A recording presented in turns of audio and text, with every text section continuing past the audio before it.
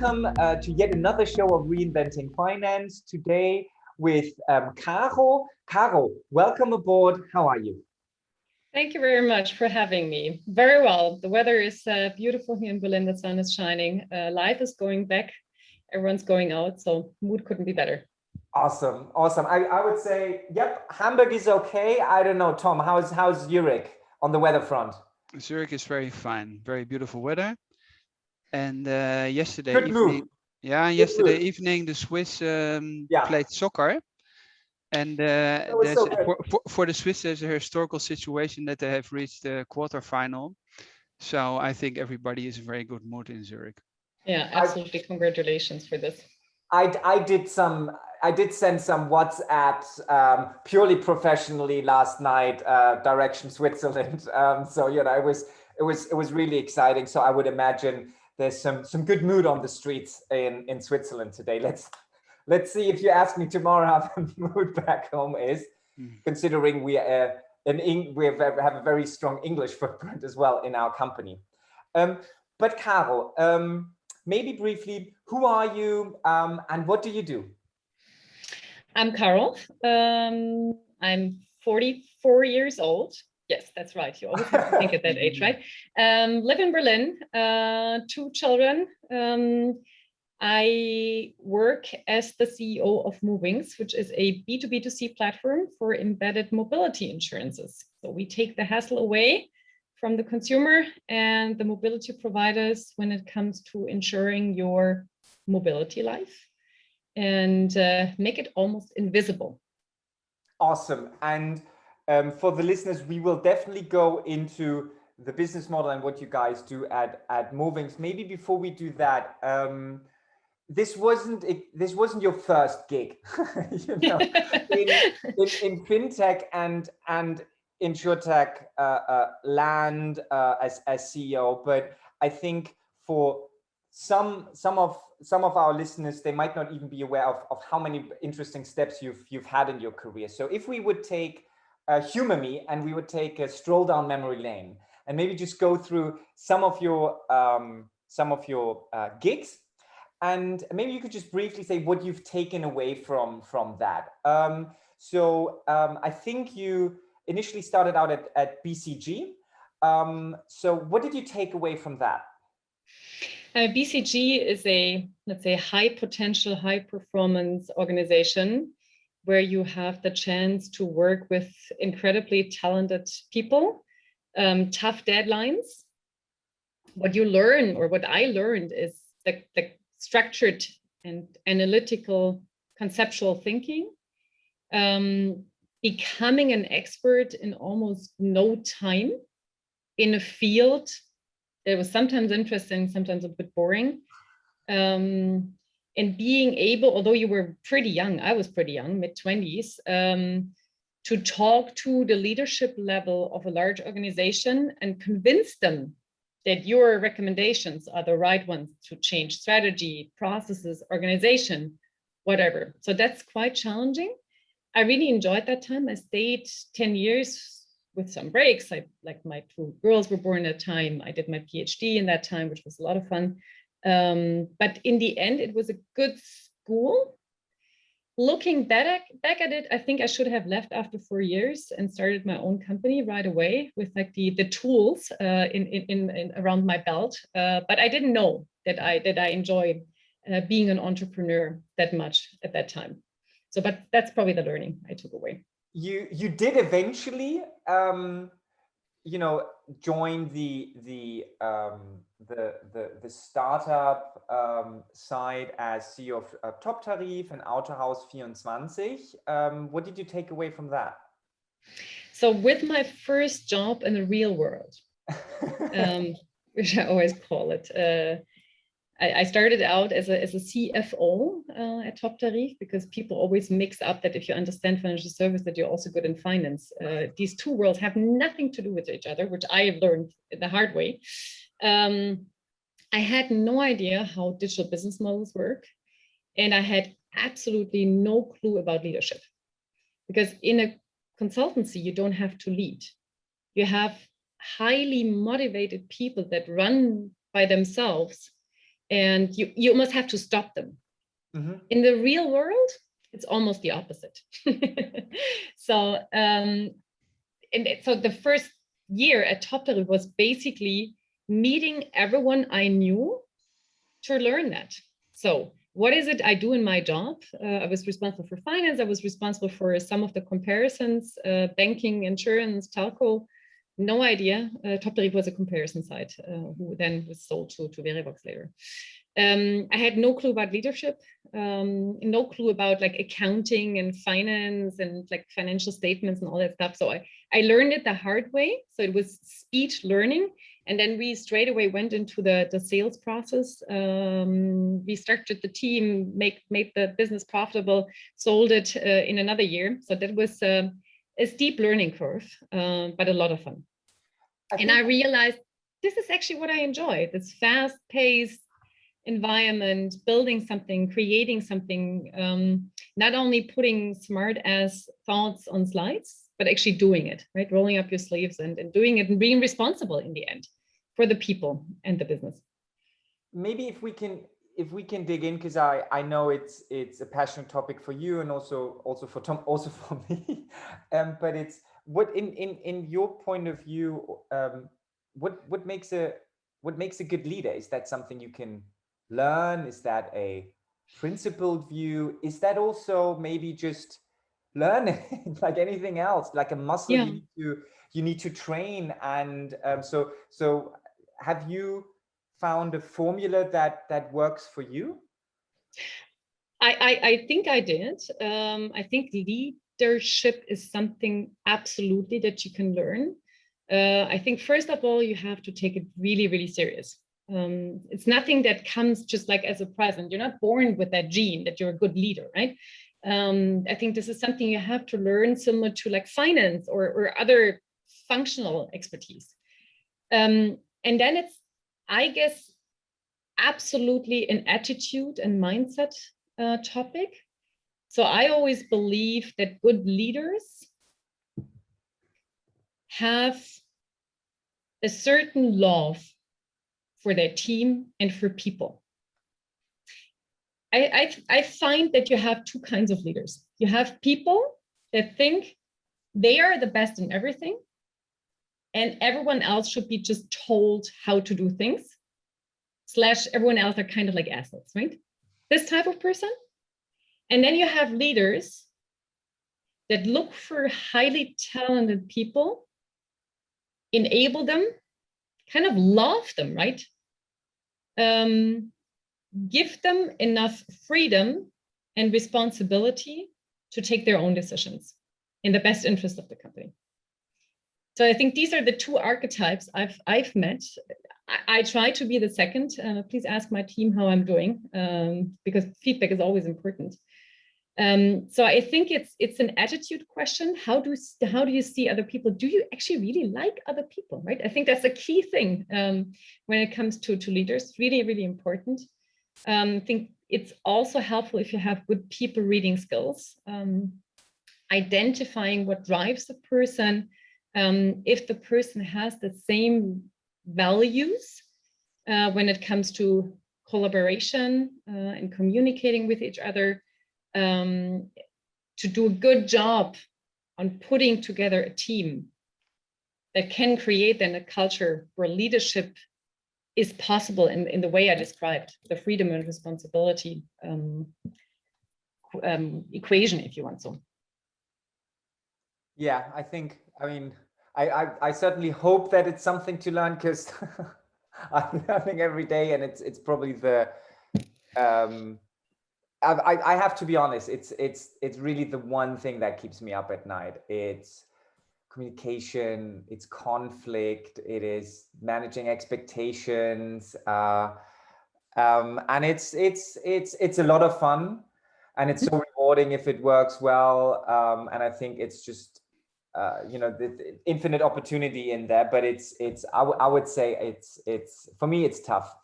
Yeah, it is the toughest role you can have, I find, in an organization, to be a leader.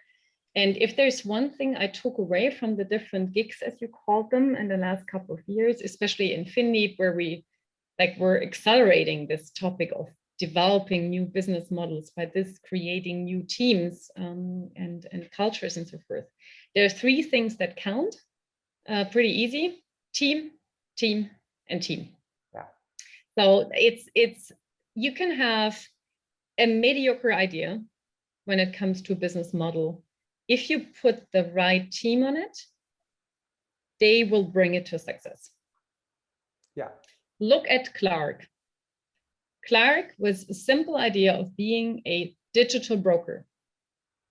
Nothing where you'd say, oh my God, this is rocket science innovation, right? And at the same time, we had a couple of other guys. Remember Knip, GetSafe, all the other people?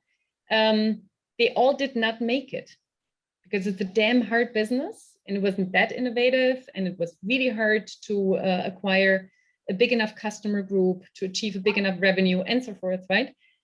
But Clark is such an exceptionally strong team. Yeah. As such an exceptionally strong team, what they've created in that short amount of time with creating a top talent organization, focusing on what really, really mattered, how many times they said no, it was fantastic. So I think this is a good proof point for that hypothesis. And I've seen it so many times. And when it comes to this team, I think I think in Hamburg you say that, right? Der Fischding vom Kopf. Yeah. I have no idea what the right English translation would be, but in a nutshell, it says only if like the top leadership people have the same attitude that you wish in the team, you can create this type of culture that attracts top talents. That allows for high transparency. So you almost don't run in these conflicts and you don't have to think about how to communicate it because everything is transparent for the whole team. So working between adults, everything is known.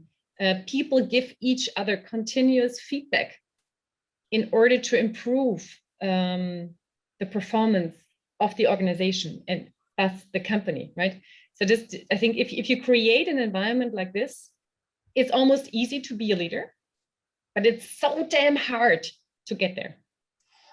No, I mean, I fully agree. I would say we decided to run it really transparently. And one thing, for example, is we have very transparent salaries. Mm-hmm. Now, I think having done this now for 5 to 6 years, I think the expectation, if you're very transparent, that doesn't mean that everyone's happy. That doesn't mean that there isn't a different view about information, about data, about interpretation. But what it allows you to do is at the very least to have an adult conversation, to be transparent about what is feasible, what's not feasible. And if you'll then decide to part ways, because by logic, then you'll do it in a kind of constructive manner and can be a really positive attitude, because I also think, companies define their culture not just by how they bring people in, when they come in, but also when they leave. Yeah. That's really strong. But what we've learned is it still means that there will be discussions, there will be conflict of interest, but it allows you to address these heads on, because the truth is it's there anyway. You just might not see it and be surprised about the results. But I'd say it's tough. I would like to add something on this topic. The interesting thing is that if you just ask professional VCs, they would more or less give you the same answer. They also would say, okay, on the one hand, it's about the idea, but as teams evolve and their business idea evolves, in the end, it's about the team, because a good team will on their way pivot this idea all the time. So, and if you see or analyze the biggest, let's say, successes, it's seldom the case that in only a few cases, it's the original idea the company started with. So it's also, from a capital point of view, it's about the team. But if people find it interesting, because we just noticed that we don't speak enough about this topic, because we talk in podcast a lot about the business idea and et cetera, and market opportunity and how big is your market. But in the end, if it is the case that the team evolves and is more important, we should speak much more about the teams. And I wanted to mention 2 books because I personally do a lot on this topic. On the one hand, it would be Leaders Eat Last of Simon Sinek. It's mainly about war, because in wars, which is the extreme example for leadership, it's much more interesting to analyze leadership in wars than it is in the business context. So that's about Leaders Eat Last. And to add on Caro, the book of Daniel Pink, Drive.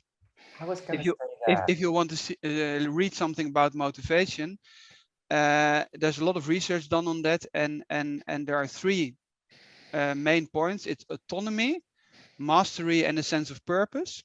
So which Caro mentioned, it's about, let's say, giving people the space to decide for themselves or together in a team. It's what drives companies in the end. And in the end, it's about the 3rd book, psychological safety.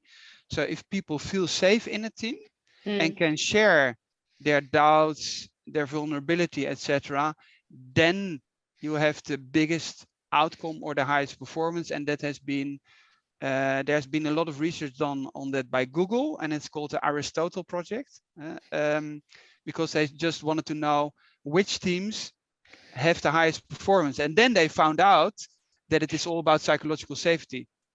And then to wrap it up, women are much better, or feminine, the feminine aspect of leadership is much more suited to create best performance than the typical masculine, red guys, often, let's say, older, white male, dominant people who just think that because the outcome was great, that they were the most intelligent guys who all did it, so to say. It's exactly the opposite. It's the team, and it's more the feminine aspect of collaboration. I think this is really good, and we'll put those links into the show notes. Leaders Eat Last is on my reading list. Drive is, I really enjoyed that book, and yeah, I thought the research from Google was really instructive, and I thought it was really helpful because it gave you also a way to still be authentic and yourself, because I think that's also important, right? You cannot be everything to anyone, so you also need to kind of charter your own course. Just make sure that people know what they're getting, and there's multiple ways to roam, but you know, it kind of starts with the principles. The third book is, she's called Amy Edmondson, Harvard professor, and the book is called Psychological Safety. Okay. So for the show notes. Awesome. So if we are kind of taking going back to memory lane, and maybe to aggregate, because Caro, you've been member of the advisory or of the board of quite a few startups, but also a Carolin Bank. Maybe just on the aggregate, were there some specific learnings you gleaned from that various activities that you found instructive for yourself? I am naturally attracted to environments where there are people I can learn from. Mm-hmm. I always seek, like for myself in a role, a big challenge. So a problem I can solve where I think this is big enough, right? I'm not sure someone has done that yet, so let's go for this one, right? So that's the hard nuts to crack. And I typically go for groups of people I can work with, who I can learn a lot from. So what convinced me to join, for example, the Kfz-Teile 24 board is, I think they have an exceptional strong management team. So EQT is the investor there. They brought in Markus and Bernd. I'm such a huge fan. I learned so much from them, how they restructured that company and made out of like a, let's say, Kfz-Teile branch network plus a nice website, a true omni-channel player, which fantastic growth and excellence. A great team. They're both fantastic leaders. And the board is comprised of course, like EQT, which I value very much based on their company cultures. They're very different to other PEs I find.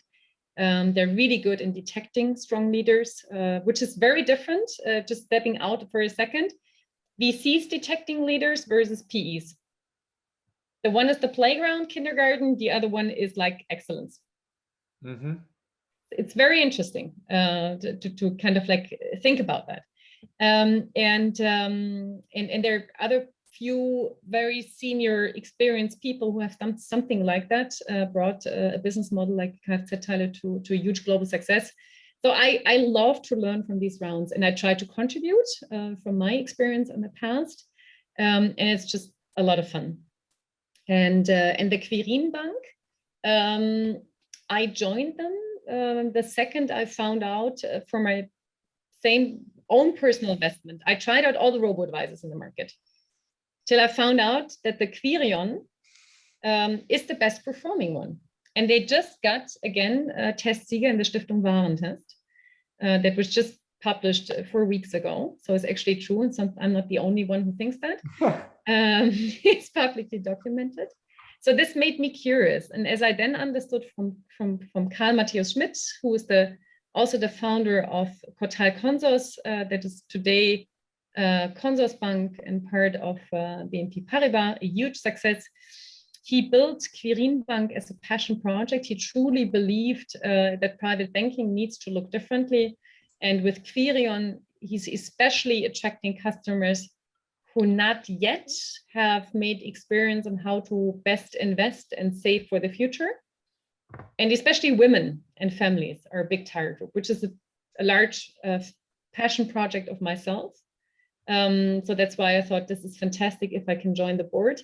And as a small side effect, I also learn how like a supervisory board of a professional bank works, which is not a bad learning for myself, right? Yeah, so that's a lot of fun. He is probably one of the first fintech entrepreneurs, because he was already there in the mid-90s. So it's very interesting, by the way, that we don't see that much from Carl Matthäus Schmidt at the moment. But Consors was, I mean, I'm 53.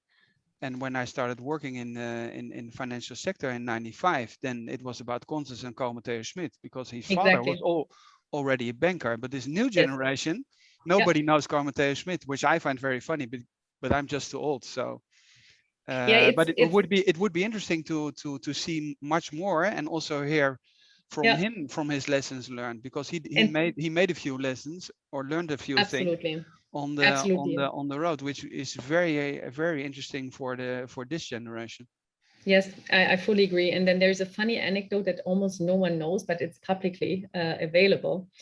I don't know if you remember, I think it was 98 or 99 when Consors, Consors Bank, Portal Consors, bought the former company that then became Check24. E-insurance was bought by them. Okay. And then Henrich Blase and team bought it back and then created Check24. So like both people, right? Henna and Karl are probably like the fintech pioneers. Yeah. And probably the most successful ones in the German market so far. So I think it would be wise to learn from them, right? But these are also entrepreneurs you don't hear a lot about. Yes. I mean, you hear a lot about Check24, but not about the founders themselves. Because they are personality-wise, not the people who like to stand on the stage and brag about what they've done. Yeah, but then you're exactly back, and then the circle's round again. Yes. That those introvert leaders, and often there's also this feminine aspect of it, because we just don't. I mean, if you want to go by the numbers, Check24, for instance, then we should talk a lot about Check24, and especially talk about those entrepreneurs. And Carl Matthäus Schmidt, if you talk about banking, and if you talk about N26 and Revolut, etc., if you just see the amount of articles on those neobanks, and if you see the amount of articles on Carl Matthäus Schmidt at the moment, just for those people who really know about the scene, it's just unbelievable. It's funny what you say, that we measure success in the fintech industry by the number of press mentions, LinkedIn posts, tweets, and whatnot. And maybe the amounts of equity raised or debt raised, funding amounts. But we've totally lost our view for what about revenue? Yeah. What about business? What about profit? So, I mean, Check24 can eat the whole German fintech industry for breakfast. Yeah, that's right. But you have the same in other countries as well. So you never read anything about Adyen. Yeah. I mean, there are a few people who know them. They have a market cap nowadays of, I think, nearly 80 billion. Yeah. But the CEO and this whole group, they did it twice. The first company, Bibit, they sold to, which became later WorldPay. But the CEO gives one day of interviews each year. Yep. And it's the biggest fintech success probably in Europe. Yeah. I'm sure. But if I asked in the past, do you know Adyen? Then even a lot of people working in this field said, who is Adyen? I said, okay, it's probably the most important fintech success or European fintech success. And it's the same with the examples we just mentioned. Yeah, wouldn't it be an interesting research to understand if the current VC money mostly goes into the extrovert, I'm on the stage, I brag all the time about how fantastic we are, kind of founding teams? Or if you still have a lot of VCs that go in, as you described it, let's call it like the more introvert, team-orientated, let's perform first before we brag about it, right? Teams, and what the success rate of those two different types of cultures, teams, leadership teams are. But there is a lot of research done on that. So there's a big one research done on, let's say, experience of entrepreneurs. It's an American study on the text data.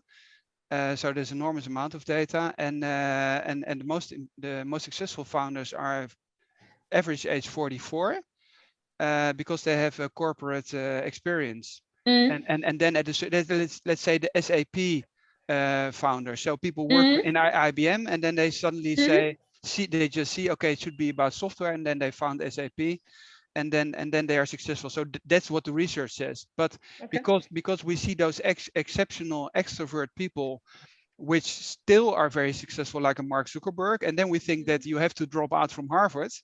That's the recipe to becoming, let's say, a very successful entrepreneur. And then you add 2 or 3 other examples, but that's exactly the exception to the rule, which is let's say proved by science, so to say. And just to do one remark on VC, the big, for instance, just to stay in the Netherlands, just for one moment, Elastic, it's an entrepreneur, Stefan Schuurman. Nobody knows him abroad.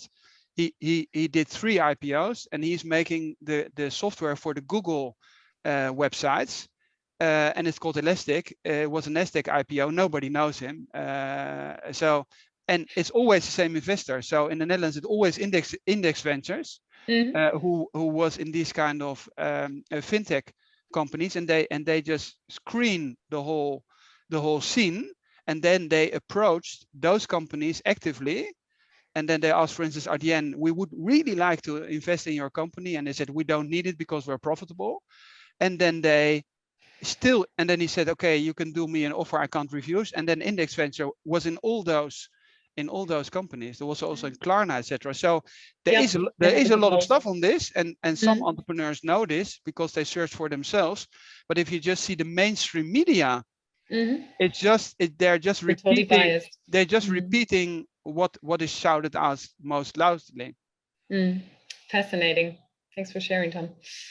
No, and I think, I mean, I mean, probably, Carol, it was, somewhat. I would follow the hypothesis that just because the loudest person doesn't mean is also the best at delivering, and I think especially within fintech models where there is more complexity in scaling and delivering than maybe some other tech models that might be less complicated to scale, that I would assume that it would make sense to screen for both parts, or at least ensure that whoever's shouting the loudest, that they have a complementary founding team that can complement that, and it's not being shouted down internally either. I have another good example. Hypoport, Slapke. Yep. So same thing. So I mean, my business, no one knows him. Mortgage advice. So who are the most successful? I mean, if you want to go by numbers, or about revenue, or about personal wealth, or market cap, it's Hypoport. So who is writing about Hypoport in Germany? I mean, perhaps they say, yeah, if he goes on, if he does a tweet and he attacks Wefox, then the media talking about Slapke and about his tweets, but they're not really analyzing and say, okay, what are the lessons learned of Hypoport? He's doing since 15 years, etc. It's incredible. No, it's a very impressive story, Hypoport. Also an interesting organizational philosophy. I don't, you probably know it, right? Yeah, we have exactly the same. Yeah, okay. I don't. What's the philosophy? Holacracy, self-organizing teams. It's another topic. I mean, if people are interested in this, because we are one of, let's say, probably one of the first or best examples, like Hypoport, even more extreme. So this whole idea of primus inter pares, of rotation of leadership, that's embedded in our company. So if people are interested in holacracy or self-organizing teams, etc., then they just should Google. You can Google Slapke or Hypoport self-organizing teams, or you can Google my name or Visi. And they're from an organizational research point of view, there's a lot of interest for that, because, and then I really stop with the topic, everything which is really complex and huge is always self-organizing. So if you talk about ecosystems, and that's also why it calls ecosystem. That's very, very interesting. So if we talk about ecosystem, we talk about rainforest, etc. That's ecosystem, and ecosystems are by definition decentralized structures. So if people find this interesting, and from, let's say, big corporations, if you talk about Daimler, etc., then the best industry from the corporate industry is higher in China, which is a world market leader for white goods, more than 100,000 employees. Awesome. I will put it into the show notes. Just coming back to memory lane, Caro, and I think it's you said, you know, Check 24 is a really big and successful organization. Was there something, you know, you've set out with Junko to provide an alternative for that also? What would your learnings from that experience? So I still believe it would be a great idea to bring this, let's say, business model of comparison to the next level. Because it's still the case that whatever you compare, banking, insurance, telco, energy price, whatnot, it requires so much effort by the consumer that still a small percentage of people do it. Because it's just like pain and hassle. And I mean, who wants to type in 45 data fields to switch a car insurance to save 80 euros? It's a really, really small percentage of people doing this. And I truly believe with like the connected world, let's call it like this, that is very data driven, we could bring this to a level of customer experience that is almost as easy as ordering your pizza or your Uber driver. It is tailored to your needs. It comes in the second you need it, right? It's a good deal. It's hassle-free, whatnot, right? It's transparent. So I think there is a high chance for success of this model. But as always, B2C just costs tons of money to build a brand, to attract the traffic you need, to bring it to conversion rate, that you achieve revenue levels per customer, you can call it customer lifetime value, that justifies the high customer acquisition costs.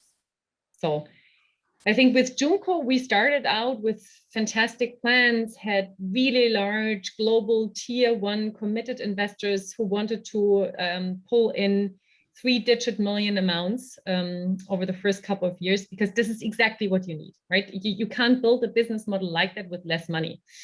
And then one after the other pulled out of various reasons. And then we were, very digital in terms of deciding to stop it, because it didn't make sense. I think the products we've built, the car insurance, I think was anonymously recognized as a great product, as well was the consumer loan, which was even more advanced, because we were the only player in the market where you could actually buy a consumer loan fully digitally. So we connected to the account of the customer, and we're connected to a couple of banks that allowed for this process. I think this is the future, how it should look like. The current business models are so, let's say, agent sales driven still, right? And it's a huge sales machine in the back. It just costs so much money. You see from the single product providers, be it Smava and so forth, it's so damn hard to bring such a business model to profitability if it's so workforce driven. Exactly. And we wanted to make a difference. We thought you can do this fully digital for a couple of standard financial products that almost everyone needs, and make it so easy that we reach a target group who currently couldn't care less. And then over time become your financial home, which I still believe is a great position. And I think Check24 with its own bank and all these verticals that they have built to an absolute excellence has the highest chance in the German market to become that financial home. It's another example. Huh? We don't read a lot about the online bank of Check24. Yep, because they're still probably optimizing it until they throw a lot of marketing to it, and then it will explode. Yeah, and they just say we're not interested to give a lot of talks. Yep, we're just working. Mm-hmm. Yeah, they rather work. Fair enough. Would you, just out of curiosity, we had, do you think from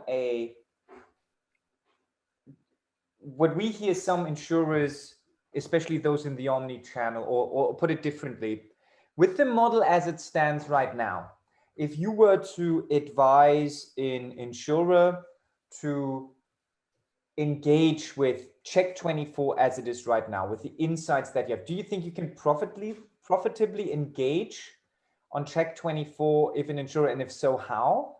Because there seem to be different stories around it. Yeah, absolutely. I think it's such an interesting story, right? That the German insurance industry has almost created that animal. There's like many of them are so heavily relying when it comes to top line growth on the new customers coming from Check24, that this dependence led into economics that are probably not always favorable for the insurers. Let's call it diplomatic like this, right? We don't want to hurt here anyone. There are a few players, I think, who run this profitably because they have their own costs under control and have a good combined ratio and so forth. But when it comes to like the pure customer acquisition, there are only few players in the German market who could actually afford the amount of marketing budget that it would require to acquire the same amount of customers on themselves that they are currently getting from Check24. I mean, you have all the recent examples of Allianz not being listed anymore for the car insurance, trying now with the Allianz Direct Europe platform to make that to establish an own brand and replace the growth by its own marketing activities. I think that's pretty exhaustive, I can imagine. Hook is probably the example in the German market who's doing really, really well. But with their cost advantage, they just outprice everyone else. That's a simple one. So I guess it's insurance is a tough business because it's a product no one wants to buy. So pushing the product into the market, trying to acquire customers through standard sales channels is a nightmare. This is why you see all the B2C insurtechs with so awful economics, right? Incredibly high customer acquisition cost, short contract durations because you win the customers that switch a lot, right? Digital affine customers, price sensitive, they switch a lot. Yeah. You don't have, as an insurtech, when you start, the better data nor the better scoring machine. So you bias for risk. Combine these three things: high customer acquisition costs, short duration of the contracts, and worse risk. It's the worst economics you can have in an insurance business, right? So I'm not a strong believer, I must say, from the B2C insurtechs. I think they're doing a great job by blowing themselves up with a lot of VC money, the VC IPOing them quite swiftly. And in the end, it's the consumer who buys the stock, who has to pay the bill in the end. I am, and that's why I'm doing Movinx, absolutely convinced that financial products, be it insurance or banking, investment products, will be embedded in the future in the life situation where we need it the most. The ones that are able to create a delightful customer experience that allows for, there's almost no data entry necessary from the customer. It's tailored exactly to the needs. It's the best offer from the market. It allows for easy adaptation. Those are the ones who win. And those capabilities more or less describe rather the tech companies than the established insurance players, right? I think the only ones who will survive in that market are the ones who can become scalable tech platforms. I think there are only few who will also have a consumer-facing brand. The rest will be reduced to a balance sheet provider and the let's say the actuary pricing, scoring capabilities, and being able to integrate in the everyday digital platforms of those of our world. It could be a good speech for a yearly get together for a corporate insurer.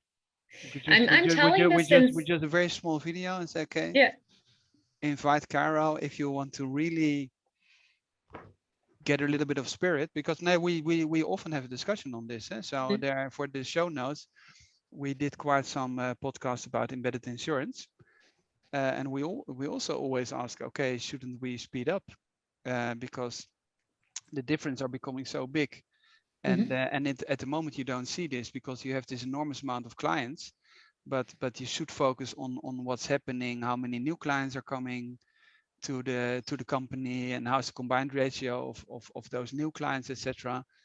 It's a little bit like analyzing a newspaper. I mean, if you want to analyze a newspaper, you should really go into the numbers and just look, how old are my clients who read the newspaper, and do I have any very young people who are reading my paper newspaper? And this is exactly the same problem we have in the insurance industry. But we would say that not a few people woke up until now. So yeah, the question is, what will happen to this huge industry? Yeah? Yeah, I mean, right now they're still all making a lot of money. I think it's very different to the banking industry, where, let's say, the classic business model of retail banking, taking in deposits and lending it out, is almost dead. Only a few players in Europe right now bring this to a sustainable, profitable growth. So they were so much under attack that most of them are still struggling to bring the costs down, do their homework in automating processes. Not talking about digital innovation, right? That is customer centric. This is a totally different story. There are only a few Spanish banks who are good at this, and basically the one in UK. But the insurance industry is very different. They're still making a whole lot of money, right? The pain is not visible. It's a less everyday product. So the requirements from the consumer to be state of the art in the experience. So how many times do you speak to your insurance? Never. Only if you have a claim, that's anyhow awful, right? Although I strongly believe that there's so much we can do on the claim side. I think this is like the key thing we have to do in the car insurance aspect, but let's not go into that one. So there's no contact points. So there is the pressure on insurers to become more customer-centric, digital, state-of-the-art, delightful is much lower than in many, many other industries that have been disrupted earlier. But how did you, for instance, in Finland, where you did both, if because we also often compare, let's say, the fintech space with the insurtech space. That's why it's called Reinventing Finance and not Reinventing Insurtech. And in Finland, you did both. So how did you compare, or did you just say, okay, let's have a closer look on fintech and let's think about what we can do in the insurtech space, because probably there's 5 or 10 years between those. Yeah, exactly. No, I think it also had a lot to do with the people we had in Finland. So we had a lot more people coming from the banking than the insurance industry. But the second we had realized that Solaris Bank is actually a business model that works. Yeah. What I described before, the embedded insurance is like Solaris Bank for banking, meaning you have a tech company that is fully licensed and can provide fully digital banking products and services to other players that have customer touch points and want to sell, want to integrate, want to embed financial products in their customer journeys. That's in a nutshell Solaris Bank. Yeah. And when we learned this works, because we won first the fintechs. They were small, there was no business, we didn't have a scalable business model. It was all manufacturing in the beginning instead of like scaling like business units as it is now. But then those fintechs grew. And this attracted the big guys, right? Like an Alipay, for example, or a Samsung, who are now customers of Solaris Bank. And with this, we realized this is a great business model. And there was nothing like that in insurance. So we created Element. Yeah.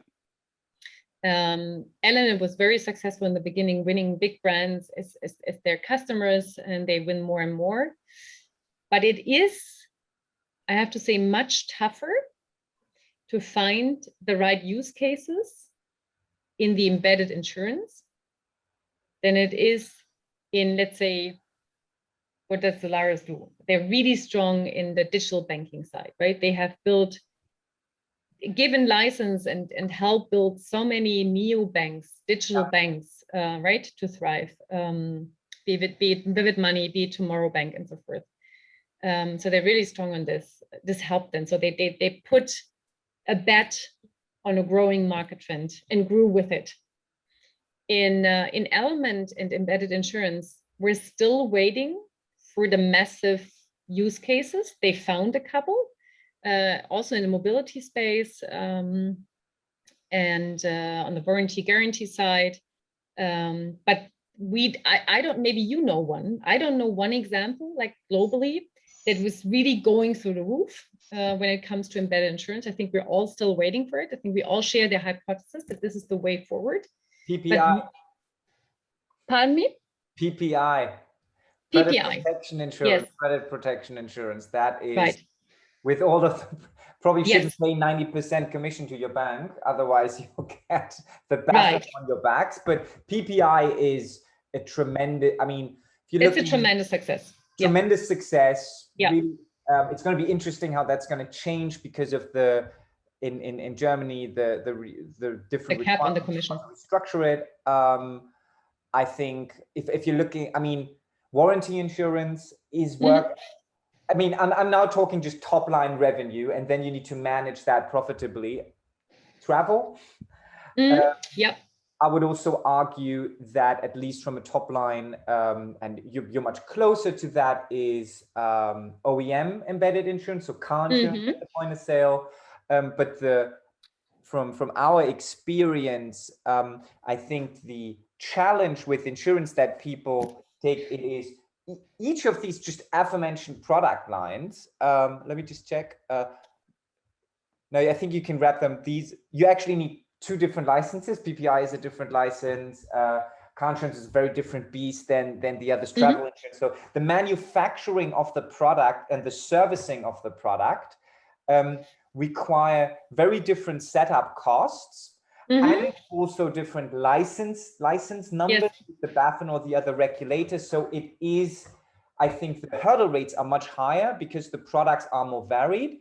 And then even if you're going, taking the perfect storm of the potential of a bank, the bank is one of the strongest use cases of embedded insurance because of its, but even in any country, if you wanted to take it from its full fruition, you would need a P&C insurer, a life insurer, a health insurer, an assistance provider. So you have 4 P&Ls balance sheets, and then you usually have to multiply those per country. Right. That is what and I think that's... Yeah, and with that, you have the explanation why an MGA model makes sense. And we decided as well to become an MGA because it's just too damn complicated and it just costs too much regulatory capital as well.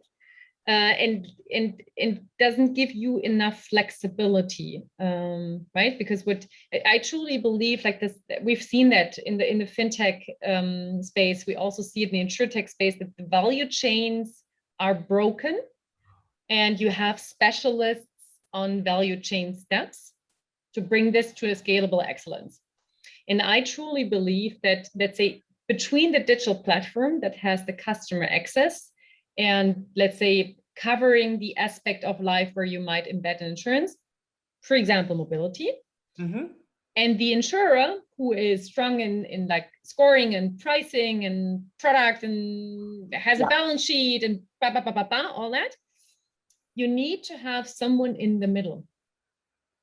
And I think this is why we as a Movinx created that as an MGA model. So we have the flexibility to work with various insurers, depending on the market we're in, and can focus on bringing the customer experience to a success.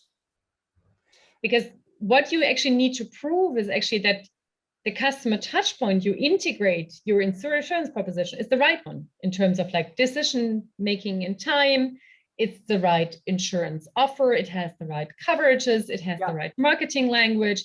It doesn't require a lot of data input, whatnot, right? It has a great service support if the customer has a question, whatever it is. And this is alone such a big challenge that it's good when you don't have to take care also of like your risk and regulatory side as being a fully licensed insurer. That's why I think these models have a huge success. And for insurers, it would be good to work with more of those models, right? Because this could be their scaling machine of the future. Right now, all the big ones want to be everything. They want to be the big brand in the front. They want to be the technology master. They want to be the pricing and actuary master.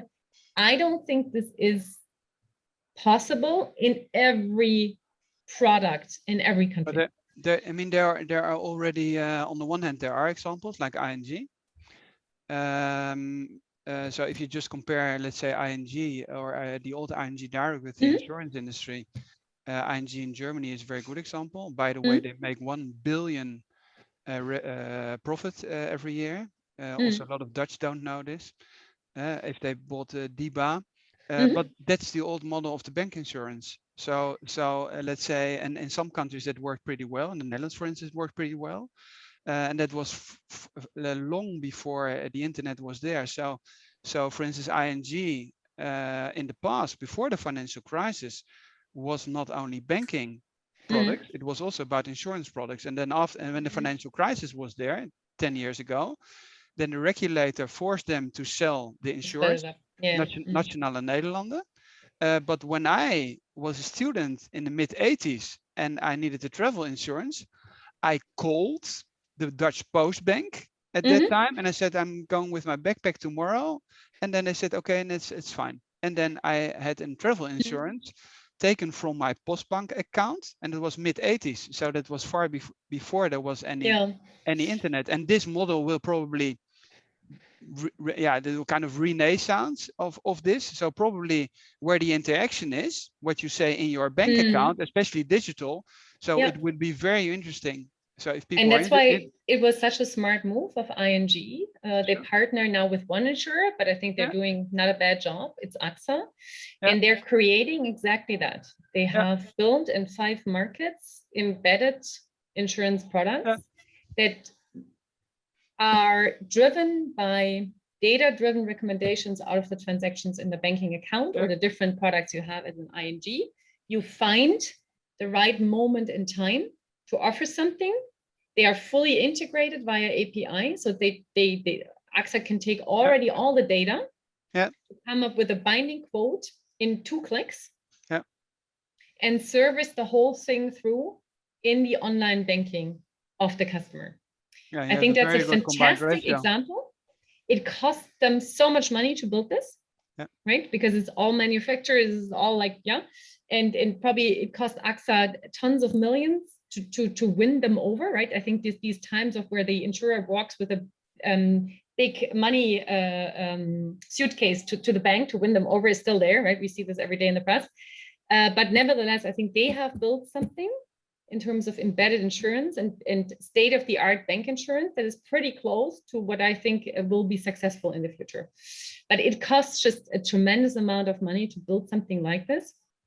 And most insurers in Europe are just not ready for this. And this brings me to the thought that I think they need accelerators. They need this middle piece that help them on the technology side and also on the customer-centric customer experience side. Yeah, correct. And just for those of our listeners who are not that familiar with Movinx, because you did a press release, but you've also not splashed it all over the media. Could you, who's behind Movinx, where you at, and could you also elaborate a little bit, if you may, what are the kind of initial use cases that you are looking for, and who are you working with, and who are you looking to work with? Mm-hmm. Yep. So it is a corporate venture started by Daimler and SwissRe.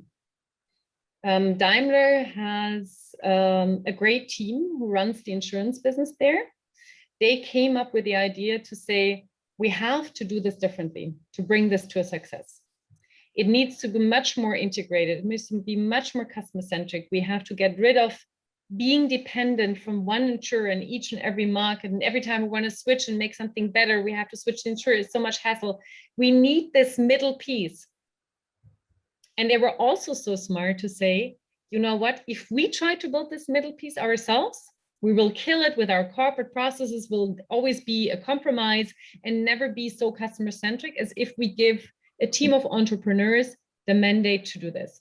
And then they look for the right partner that brings in the deep insurance know-how and enough of data, because this is what it's all about, right? Data. And this was SwissRe, who is very experienced in mobility insurance, a global leader in this regard. They have iptiQ as a large and successful business model now, who is focused on embedded insurance. They decided to create that corporate venture.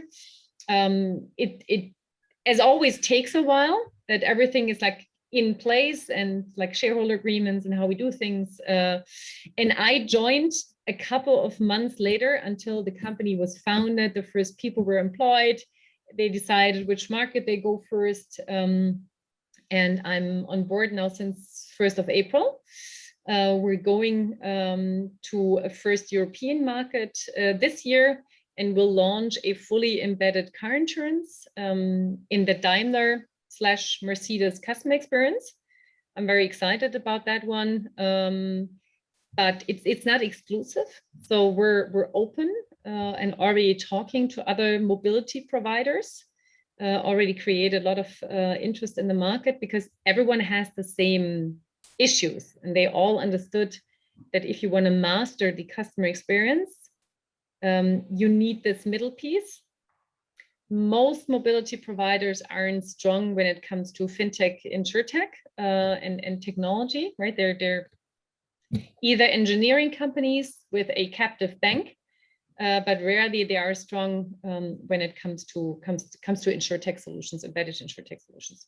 So that's the vision, to make mobility insurance almost invisible and hassle-free for the consumer.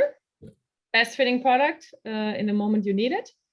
And the same for a mobility provider. Bring this business to huge success, hassle-free. Awesome. I mean, there's so many other questions, Carolin. Maybe we can do a part 2 or something. Just conscious of time. I think we're well above. I think we're approaching. Yeah, I have 3 minutes. If that's okay. No, I mean, listen, thank you so much for your insights and sharing your journey and what you've learned and what you guys are doing at Movinx. And listen, I'm looking forward to seeing you in person again on the circuit once. Let's see how many waves we'll need to wash over us. But it was a real pleasure. It's exciting times, and both of you, a lovely day. Thank you so much. It was a great conversation. Thanks so much for the recommendations on the books. I will read them all. Thanks for your great questions. Thank you. Very nice. Bye. Bye. Okay, enjoy your day. Bye-bye.